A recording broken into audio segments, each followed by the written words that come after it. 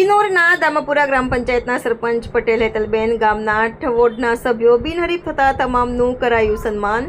શિનોર તાલુકામાં 4 ગામ સમરસ, દામાપુરા, પુનિયાદ, શાંધા, માલપુર ગ્રામ પંચાયતો સમરસ જાહેર। 4 ગામની ગ્રામ પંચાયતો સમરસ થતા શિનોર તાલુકા ભાજપ હોદ્દેદારો સહિત શિનોર તાલુકા એપીએમસીના પ્રમુખ સચિન પટેલે જાહેર કરાયેલા સરપંચ સભ્યોનું સન્માન કર્યું। શિનોરના 11 ગામોના સામાન્ય ચૂંટણીમાં 4 ગ્રામ પંચાયતમાં સમરસ થયા। 3 ગામમાં 8 વોર્ડ અને 1 સરપંચ ફોર્મ સામે કોઈ ફોર્મ ન ભરાતા 4 ગામની ગ્રામ પંચાયત સમરસ થઈ। શિનોર તાલુકા પંથકના 20 ગામડાઓમાં યોજાવાની હતી ગ્રામ પંચાયતોની ચૂંટણી, જેમાં 11 સામાન્ય સરપંચ જ્યારે 2 ગામમાં પેટા સરપંચની ચૂંટણી, જ્યારે 7 ગામોના વોર્ડ સભ્યોની પેટા ચૂંટણી। શિનોર તાલુકાના 9 ગામોમાં યોજાશે પેટા ચૂંટણી। રિપોર્ટર જેસલ વસાવા સાથે સંજય ખત્રી, શિનોર સમાચાર ન્યૂઝ, શિનોર।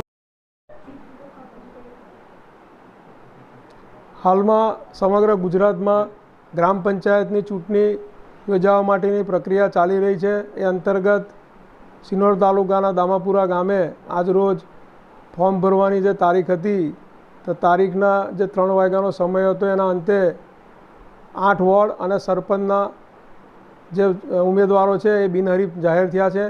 તો આ તકે હું ભારતીય જનતા પાર્ટી પરિવાર તરફથી સમગ્ર દામાપુરાના ગ્રામજનોનો આભાર વ્યક્ત કરું છું અને અભિનંદન પાઠવું છું।